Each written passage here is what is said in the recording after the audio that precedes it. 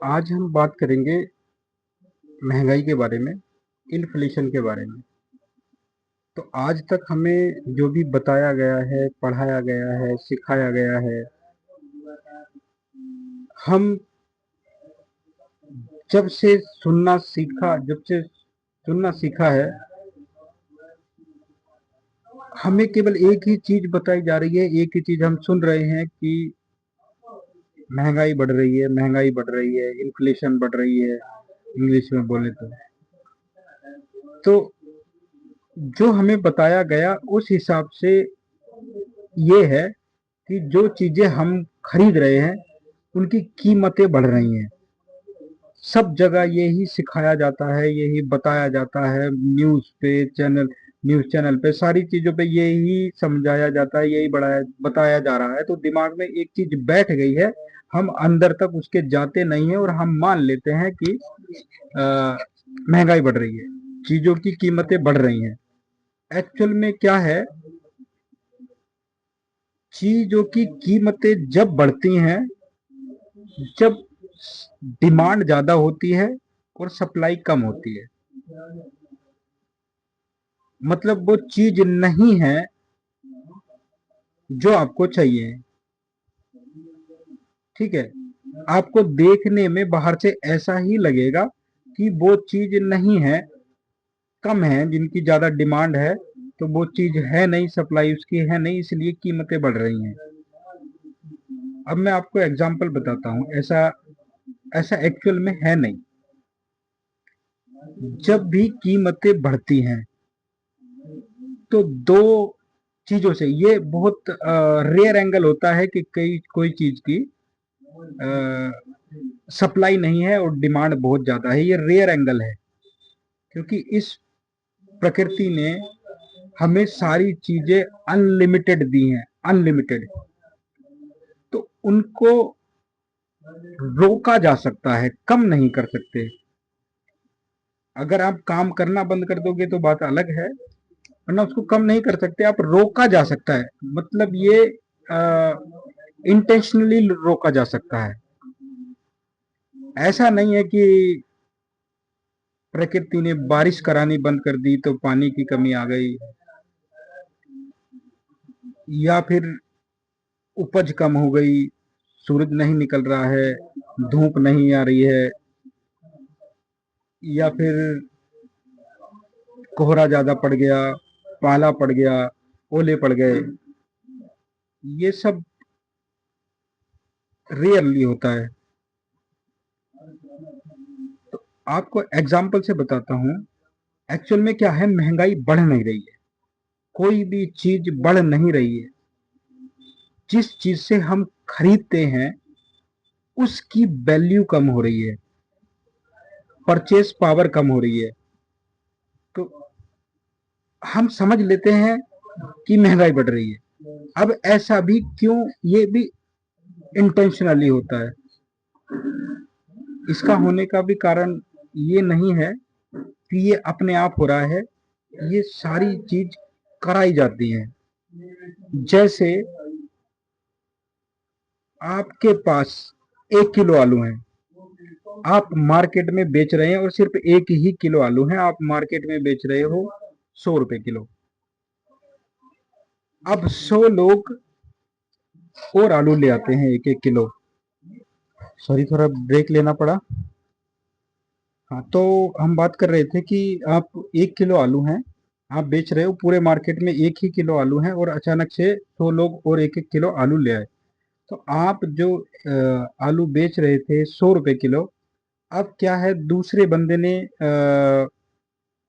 उसके प्राइस रखे 80 रुपए किलो।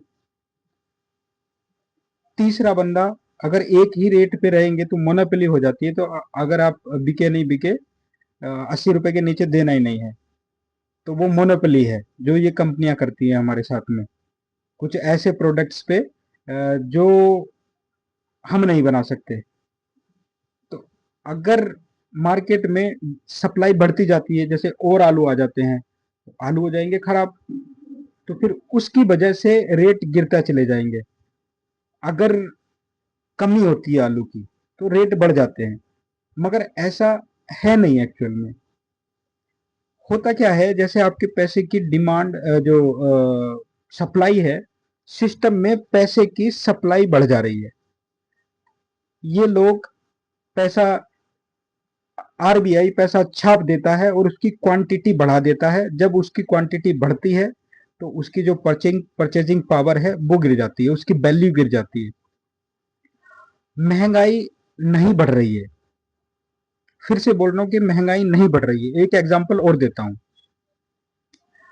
अगर आपका मैन्युफैक्चरिंग का काम है और आपके दिन में 20 टीबी बनते हैं, टीबी का काम है आपका, तो आप 100 रुपए पर यूनिट के हिसाब से काम कर रहे हो, 100 रुपए पर यूनिट के हिसाब से मार्जिन ले रहे हो। तो उसमें क्या होगा, आपके 20 यूनिट पे 2,000 रुपए बच जाएंगे।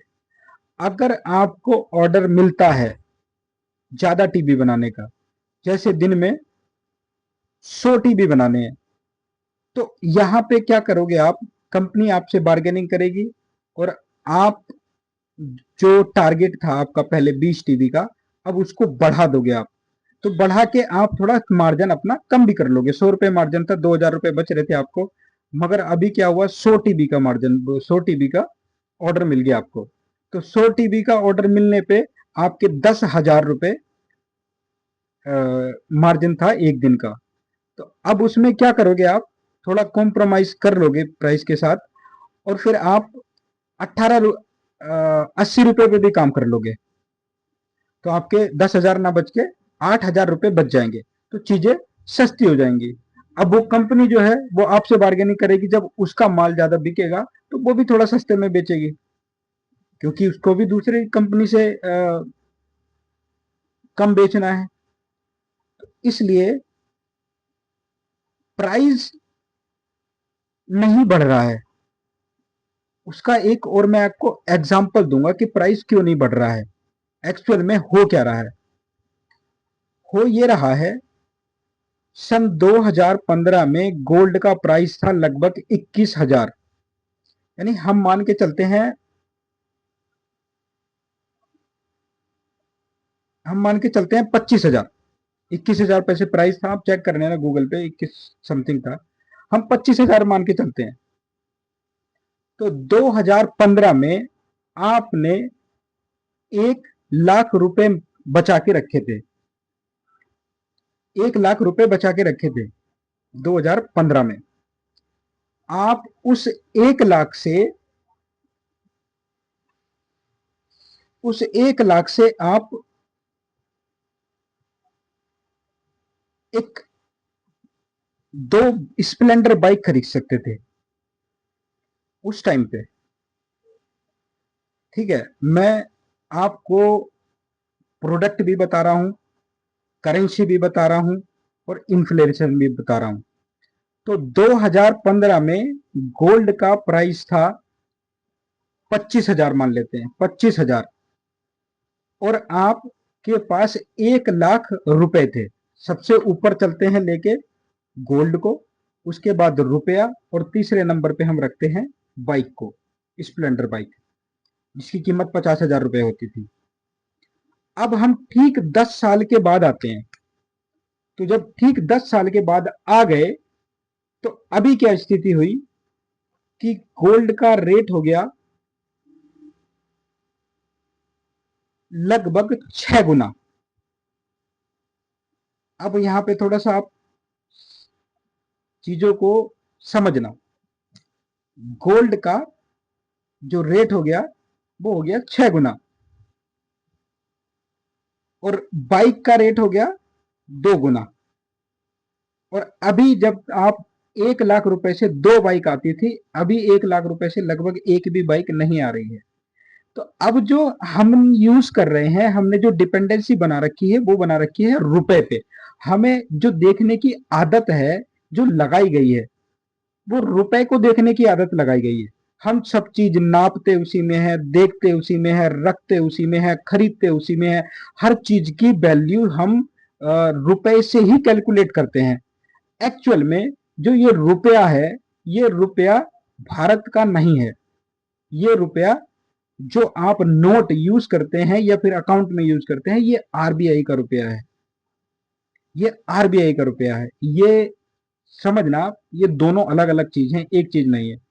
अब जो पुराने टाइम से, मतलब जो सदियों से चला आ रहा है, वो गोल्ड स्टैंडर्ड है।